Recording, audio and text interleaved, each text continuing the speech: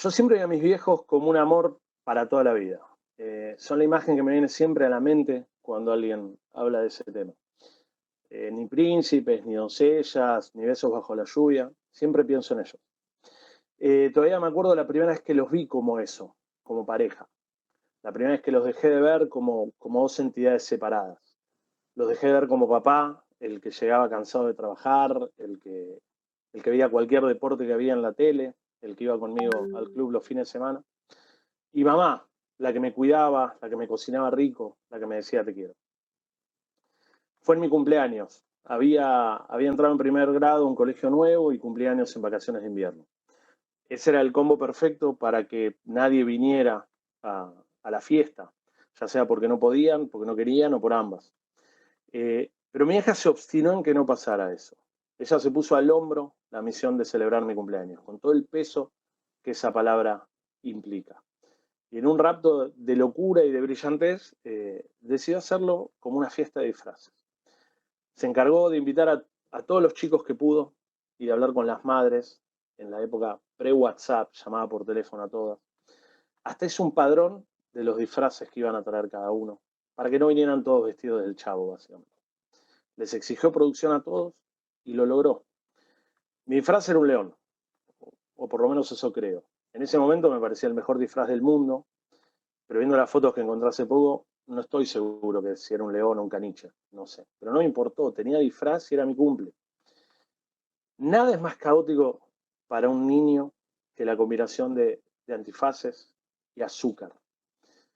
Es lo más parecido a un fin de semana en Ibiza que pueden computar los cerebros con 7 años de desarrollo.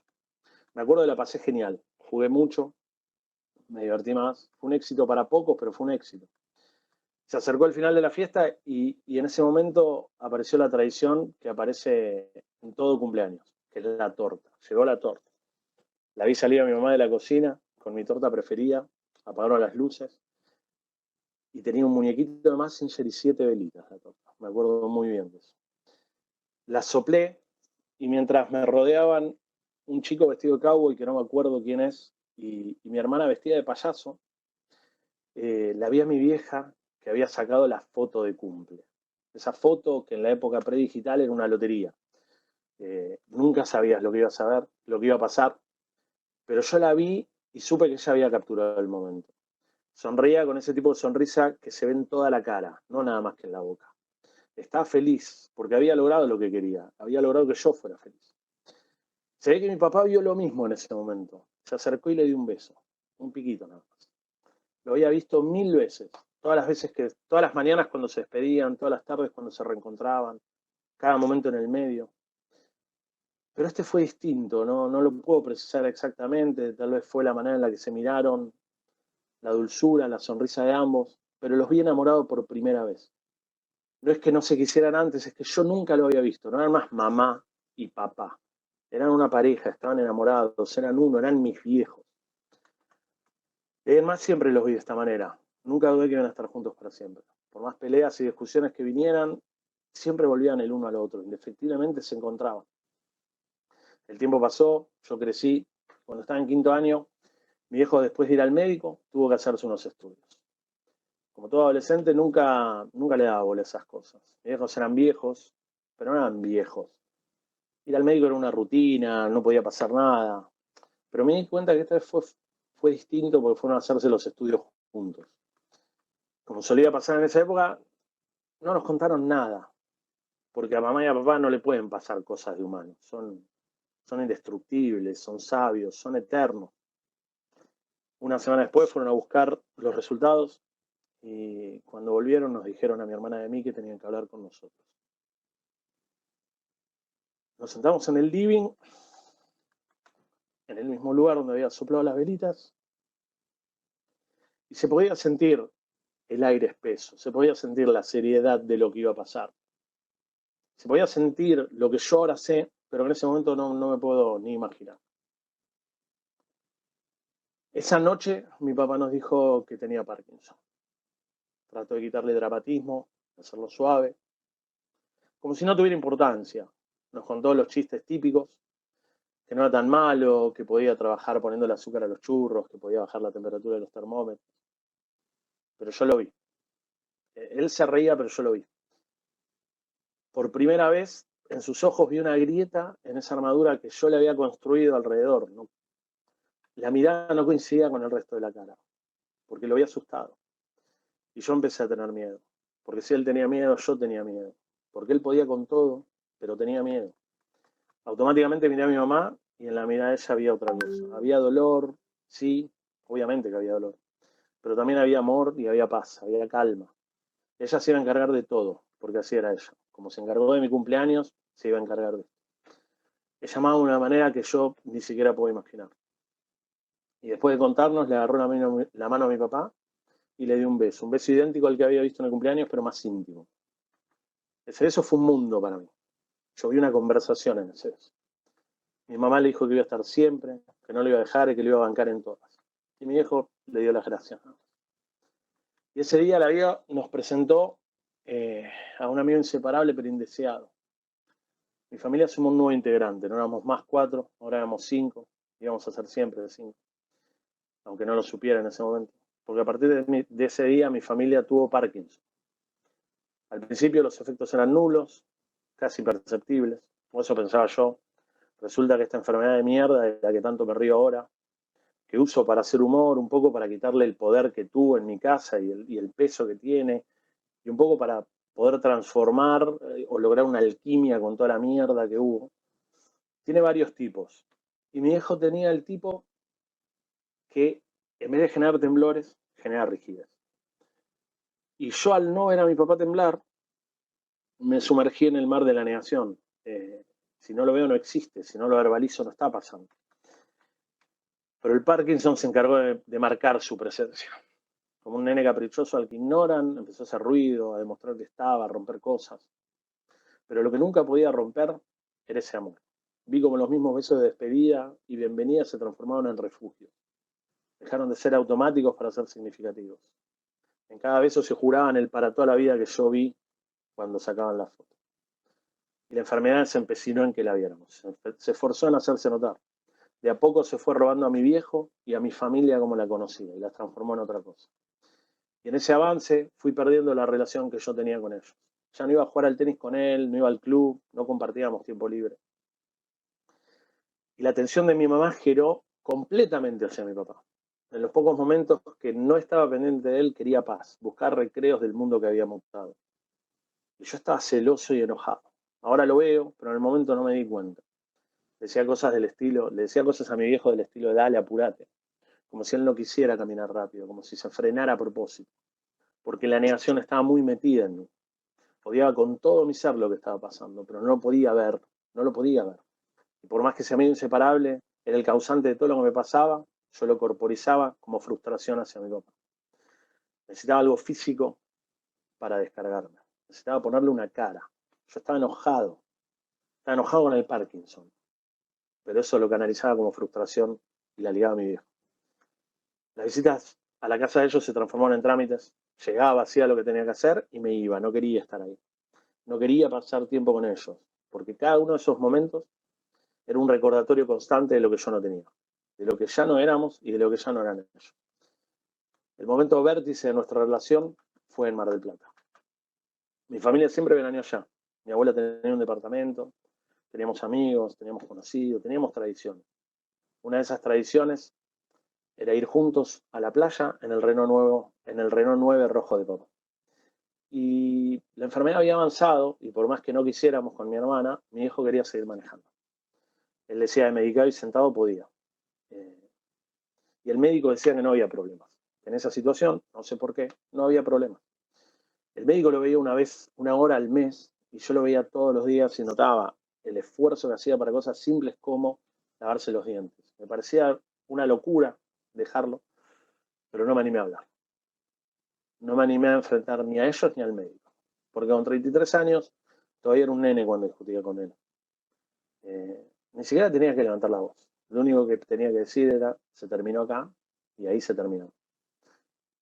Para que me quedara, para que pudiera manejar tranquilo, íbamos y veníamos a la playa en horarios donde mi papá estaba bien.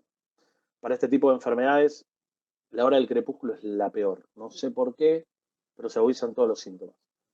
Entonces él tomaba refuerzos, que básicamente es duplicar la dosis de una droga que se llama, perdón, de un remedio que se llama Levocar, que básicamente es la dopamina que no produce el cuerpo. Y eso como que le ponía una capa de invisibilidad a lo que estaba pasando, a la enfermedad. Lo hacía invisible, pero estaba ahí. Nos hacíamos los boludos, pero estaba ahí. Pero esa capa tiene fecha de vencimiento, porque no te puedes hacer el boludo para siempre. Eventualmente el mundo se encarga de arrinconarte. Una tarde volviendo de la playa en ese auto que para mi hijo era un DeLorean, pasó lo que iba a pasar. Manejaba él, yo iba en el asiento del acompañante y atrás iban mi mamá y mi pareja de ese momento. Ellas charlaban y yo iba atento a la calle, mirando hacia adelante. Bajamos por Tucumán, que es una calle que cruza casi todo Mar del Plata, y está en pendiente. Y mi viejo siempre jugaba a ponerlo en punta muerto y dejar que el auto fuera. Yo me acuerdo que de chico era como ir a la montaña rusa para mí. Pero esa sensación de diversión ya no era lo mismo. Ahora me ponía muy nervioso y no podía exactamente definir por qué. Yo estaba muy pendiente al exterior del auto, pero debería haber estado pendiente a lo que pasaba dentro. Noté que de repente el auto se empezó a ir un poco a la izquierda, no sabía por qué, no entendía, de a poco. Y tardé unos segundos en darme cuenta que estaba pasando, no entendía lo que pasaba. Y de repente miro a mi papá y se había quedado dormido. Le manoteé el volante porque tenía miedo de pasar algo, él se despertó y en el susto pisó el freno y el auto se clavó. La gente, los autos de atrás empezaron a frenar de golpe, se empezaron a escuchar los chillidos de los frenos, las puteadas, bocinazos, gente que pasaba por al lado y nos puteaba. Estuvimos a nada de pegarnos un palo, a nada. Si yo no hubiera estado ahí, no sé qué hubiera pasado. Arrancamos de nuevo y mi hija empezó a preguntar qué pasó. Y mi papá decía no pasó nada. Pero todos sabíamos que había pasado algo. Todos éramos conscientes, inclusive él, de lo que había pasado, de lo cerca que estuvimos de matar. Todos sabíamos que el Parkinson casi nos mata a los cuatro. Llegamos a casa, estacionamos y subimos al departamento sin hablar siquiera. Y ahí tuve que encarar a mi papá. No quería hacerlo, busqué la manera de no hacerlo, busqué la manera de evitarlo, pero no podía más dilatar el tema. Ya no era una elección de qué hacía él con su vida, era una elección lo que estaba haciendo con las nuestras. En un viaje en auto tuve que crecer de golpe. Le pedí las llaves, él se negó. Discutimos al punto que lo amenacé con pinchar las ruedas del auto, romper el motor, romper los vidrios, hacerlo mierda básicamente. Y se empezó a inflar de tal manera la discusión que tuve mucho miedo de que se volviera físico. De repente estaba a punto de boxearme con el Parkinson personificado en mi viejo. Para mi viejo, yo estoy seguro que era claudicar su independencia. Era admitir que el Parkinson no había ganado. Era entregar un pedacito más de la vida que venía entregando en cuentagotas. Y una parte mía tampoco quería que me las diera. Quería que me convenciera de que él podía, que era indestructible, que todavía era eterno. Apareció mi vieja, nuevamente con uno de esos besos que solamente ellos se podían dar. Lo calmó y lo hizo entender. No sé ni qué le dijo, le susurró algo. Me sacó la llave de las manos y me la dio. Y a partir de ese momento empezó a entregarme su independencia. En ese momento yo me transformé en el papá de mi papá. Al auto se sumaron las tarjetas de crédito, las de débitos, ir a hacer las compras, el dinero en efectivo, todo. De a poco se fueron encerrando en su casa, los dos, mi viejo y mi vieja, y el departamento se convirtió en un búnker, un refugio de lo que estaba pasando afuera, pero no pasaba afuera. En ese búnker entrábamos solamente las cuidadoras, mi hermana y yo. Y ahí estaban solos, pero estaban solos los tres. Estaban solos mis viejos y el Parkinson, que ya era una presencia gigante en el medio de mi familia. Hacia el final de la vida de mi vieja, en un momento con mi hermana tuvimos que tomar la decisión de buscar un geriatra. Ya veíamos que ella no podía. Veíamos como el síndrome del cuidador se estaba comiendo a mi vieja. Estaba agotada, estaba estresada. Y con la diabetes teníamos muchísimo miedo de que pasara lo que terminó pasando. Mientras buscábamos ese lugar, para mi papá, mi vieja se lastimó el pie y no le dijo a nadie. A nadie. No le dijo a nadie porque no quería dejar solo a mi papá. Una tarde empezó a desvariar. No se ubicaba dónde estaba, ni en tiempo ni en espacio. Y le preguntó a mi hermana a qué hora venía mi abuela a comer. Mi abuela que había muerto hacía 15 años. Mi hermana preocupada me llamó, le hicimos llamar al médico, el médico la revisó y encontró el dedo gordo del pie negro, y nos dijo hay que internarlo. Y así fue como internamos a mi vieja, antes que a mi papá. La primera persona que mandó el Parkinson al hospital fue la que no lo padecía físicamente, pero cargaba con todo. Y en ese momento lo único que yo podía pensar es qué voy a hacer con mi viejo. En los partes médicos de mi mamá, lo único que podía pensar es cómo voy a hacer para cuidar a mi viejo. No podía pensar en otra cosa, porque como si fuera poco lo que te quita el Parkinson, te quita la empatía. Los pequeños momentos donde tenés libertad, donde no tenés que ocuparte de lo que pasa, son todo lo que puedes pensar. Veía lo que pasaba, pensaba que eran días atado a mi viejo, y ese no era mi laburo. Ese no era mi laburo, es el laburo del amor para toda la vida. Yo no juré en la salud y en la enfermedad, yo no tengo nada que ver con esto. Me da vergüenza admitirlo, pero ahí también me enojé con mi mamá. En mi egoísmo pensaba cómo puede ser tan egoísta, cómo no se cuidó. De la misma manera que me enojaba con mi viejo, me enojaba con ella.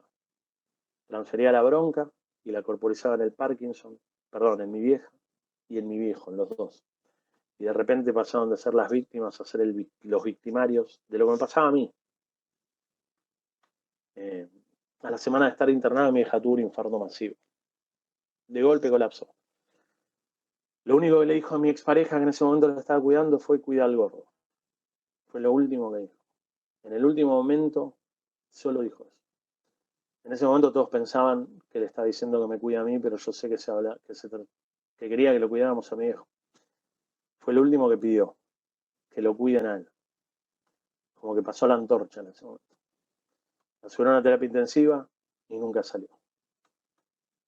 Todos los mediodías íbamos en busca del milagro y todos los mediodías nos volvíamos sin él.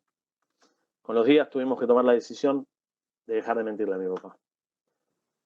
Le decíamos cosas como que no podía atender el teléfono o estaba ocupada, pero le tuvimos que dejar de mentir, se tenían que despedir. El médico nos decía que era cuestión de días. No podíamos quitarle la chance a ambos de hacerlo. Hablamos con mi papá, después de contarle, y le preguntamos si quería ir a verla. Cuando dijo que sí, nos empezamos a preparar para hacer eso. Nada te prepara para ver ciertas cosas, nada. Toda descripción se queda corta. La cara de mi viejo cuando entró al cuarto de terapia intensiva fue literalmente desgarradora. Con el paso del tiempo y la enfermedad y los medicamentos, la mirada se había vuelto como perdida, como que no estaba ahí, como difusa. Pero en ese momento se volvió cristalina y yo lo vi. Él se sentía responsable, porque hizo lo mismo que yo, personalizó esa enfermedad de mierda en su cuerpo. Él no había hecho nada, había sido el Parkinson, pero él se sentía que era culpable, sentía que le había puesto en esa cama y que le había obligado a respirar por un tubo. Él sentía que le había robado la vida. Se levantó de la silla de ruedas como pudo, se acercó a la cama y vio el último beso que se dieron. Y el mismo beso que se dieron en mi cumple, y el beso que se dieron cuando nos contaron, y un beso que no fue una despedida, fue una hasta pronto. 2 días después, mi vieja murió. Si llevar a mi vieja al hospital fue duro, contarle fue imposible. Ni siquiera se lo tuve que decir. Entré al departamento, nos miramos, lo supo, se puso a llorar, nos abrazamos con mi hermana. Ahora en la familia no éramos más 5, éramos 4. 7 meses después se internaron a mi papá y tampoco salió. Cuando lo llevábamos de casa al hospital, le dijo a la cuidadora que no lo esperara, que él no iba a volver al departamento. Lo tomamos como uno de sus chistes, porque lo único que no había podido robarle el Parkinson era su sentido del humor. 10 días después, se murió. Y con su muerte pensé que se había ido ese amigo inseparable que se había instalado en mi casa, en mi familia. Pensé que se iba al puto Parkinson, pero no. Todavía vive conmigo. Porque cada tanto se asoma, como diciéndome acá estoy. Me susurra al oído, con cosas simples como una laguna mental, que se me duerme un pie o me tiembla un poco la mano, lo siento. Me hace dudar. Yo también tendré. En el velorio de mi papá se acercó la cuidadora y me contó algo que al principio me dio miedo, pero que ahora me hace bien. Me dijo que cuando se fue papá del departamento, ella entró al living, miró por el pasillo, vio en la puerta del cuarto a mi vieja y la vio sonriendo, la vio tranquila, la vio feliz. Yo no la vi, pero la imagino con la foto que tenía cuando sacó, con la cara que tenía cuando sacó la foto. La imagino esperando a mi papá, sabiendo que se van a volver a ver, porque la vida después de todo son elecciones. Cada uno elige lo que quiere, lo que hace. Y yo elijo creer que están juntos y que son felices. Elijo creer que al final el Parkinson no nos robó todo y algún día se va a ir de mi vida. Pero sobre todo elijo creer en el amor para toda la vida. Porque yo lo vi, a mí no me lo contaron. Porque al final los inseparables fueron ellos. Gracias.